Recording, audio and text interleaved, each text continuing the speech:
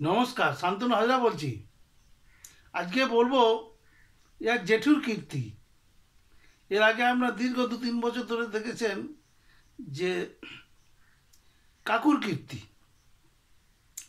এই যত আশ্চর্য ঘটনা, যত গল্প, যত রোমহর্ষক গল্প এই বর্তমান সরকারের এক একটা আধা কেলেঙ্কারিতে লেগে রয়েছে।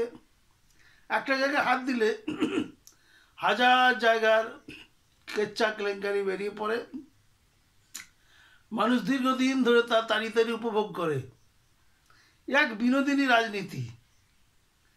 দুজন মুখপাত্র আছে, তাদের কথাবার্তা আরও ভালো লাগে। তারা পরস্পরকে গালাগাল দেয়, সেগুলো খুব উপভোগ্য হয়। এক কথায় অ্যালিস ইন ওয়ান্ডারল্যান্ড। আপনি যে মুহূর্তে যে কোনো একটা সাবজেক্ট, ধরুন rape, leaps and bounds, Anubrata Mondal, একটা ধরলেই হলো, হাজার মজা আপনার কাছে ছুটে আসবে। এবারে এসছে জ্যাক জেঠুর কীর্তি। মানে কাকু জেঠু, এই শয়তান জেঠুগুলো বা কাকুগুলো, সুকুমার মতি বলবো না, দুষ্টু ছেলেদেরকে ট্রেনিং দিয়ে আরও হিংস্র, আরও বড় চোর তৈরি করে। এদিকে মমতা ব্যানার্জি মানুষকে একটু শান্তি দিতে চায়, একটু আনন্দ দিতে চায়, একটু তাদের রোজগারের রাস্তা বলে, এক কথায় গুড গভর্নেন্স দিতে চায়। এবং এই করেই আমার আজও মনে হয়নি যে মমতা ব্যানার্জি নিজে চুরি করবেন। তার দলের লোক চুরি করেছে, সে তার পরিবার ফেসে আছে, সেক্ষেত্রে হয়তো ঢোক গিলেছেন, কিন্তু যেটাই করেছেন সেটাই মানুষের ভালোর জন্য করেছেন। কিন্তু তার দলের মধ্যে অসংখ্য বজ্জাত, বদমাইশ, এই কাকু জেঠু, এরা বাকি ছেলেদের নষ্ট করেছে। এই জেঠুকে আমি চিনি, বহু দীর্ঘদিন ধরে জানি। এই যখন আমার খুব শিশু অবস্থায় 75, 76, 77 এইরকম সময় দেখতাম, আমরা ওই প্যারিমোহন কলেজের, উত্তরপাড়া প্যারিমোহন কলেজের ধারে কাছে থাকতাম। এই জেঠু আসতেন, ওই পাড়াতে ঘুরতেন, কি নিয়ে না, বিকম বিএ কোশ্চেন নিয়ে, অ্যাডভান্স কোশ্চেন ছাত্রদের কাছে দিতেন এবং পয়সা নিয়ে যেতেন। আর মনে আছে আমাদের প্রতিবেশী একজন,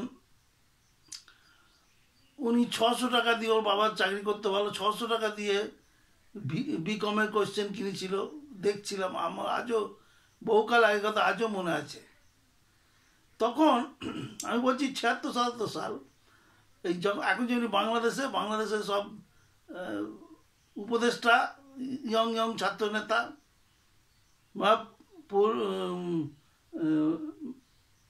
ওই মাহফুজ আলম বা ওই সব বেরিয়েছে না, আবার ওর নাম হচ্ছে গিয়ে আসিফ নজরুল, না আছে। এই তখন পশ্চিমবাংলাটা রাজত্ব করতো এই ধরনের অল্প বয়সী ছাত্র নেতারা, তাদের নামও মনে আছে।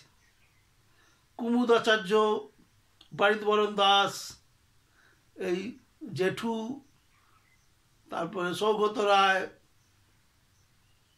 সুব্রত মুখার্জি, প্রিয়রঞ্জন দাস মুন্সি তো ছিল, এরা ছিল নেতা। আর ছিল সুদীপ বন্দ্যোপাধ্যায়, এরকম কত নাম, সব ছাত্র নেতা, সব ইয়ং ছেলে, সব ওই সাদা চুজ পায়জামা আর কলার তোলা পাঞ্জাবি পরে ঘুরতো, বেড়াতো। সে একটা আলাদা ধরনের স্টাইল তারা সমাজে চালু করলো। কিন্তু এদের যে দলপতি ছিল সিদ্ধার্থ শঙ্কর রায়, উনি খুব কড়া ছিলেন। উনি তার মন্ত্রীদেরও রেওয়াজ করতেন না। উনি অনেক মন্ত্রীর বিরুদ্ধে কমিশন বসিয়েছিলেন এবং সাজায় দিয়েছিলেন। কিন্তু এই ছাত্র নেতারা, তারা তাদের মতো করে থাকতো। এবং এই জিনিসটাই আজকে আবার তার দীর্ঘদিন মাঝে সিপিএমে শাসন গিয়েছে। কোশ্চেন বিক্রি তখন দেখিনি, পয়সা দিয়ে চাকরিও দেখিনি, তবে সুপারিশের চাকরি সিপিএম আমলে হতো। শুনেছি সিগারেটের প্যাকেটের উপর লিখে দিয়ে চাকরি হয়েছে, চিরকুটের চাকরি হয়েছে। দেখেছিও। আর এই সেই সেই জেঠুগুলো, সেই কাকুগুলো আবার জলে ডুব দিয়ে আবার উঠে পড়েছে তৃণমূল আমলে, পুরনো সূত্র ধরে, পুরনো কংগ্রেস, এই কংগ্রেসি সূত্র ধরে তৃণমূলে এসেছে। তৃণমূলে দু ধরনের লোক আছে। এক ধরনের হচ্ছে গিয়ে তৃণমূল দল তার তৈরির সঙ্গে ছিল, মমতা ব্যানার্জির একনিষ্ঠ লোক, সে কিছু ছিল।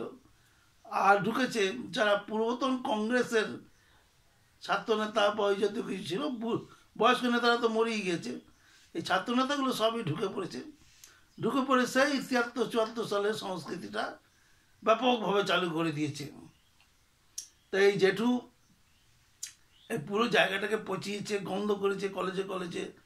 এই একটা করে দুর্ঘটনা হয়, আর এই তার সমস্ত নোংরামগুলো বেরিয়ে আসে সাংবাদিকদের কলমে। এই যে এইখানে জেঠু যেটা করেছে পয়সা তোলার জন্য করেছে, ও কোটি কোটি টাকা, ভর্তির টাকা, হোস্টেলের টাকা, বর্জ্য পদার্থের টাকা, যেটা আর্জি করে বেরিয়ে এলো, কত ঘটনা বেরিয়ে এলো। এও দিনে দিনে বেরোবে সব। দেখুন, আমি আগে থেকে কিছু বলবো না, দেখুন জেঠুর কীর্তি, জেঠু কি করে। ধন্যবাদ।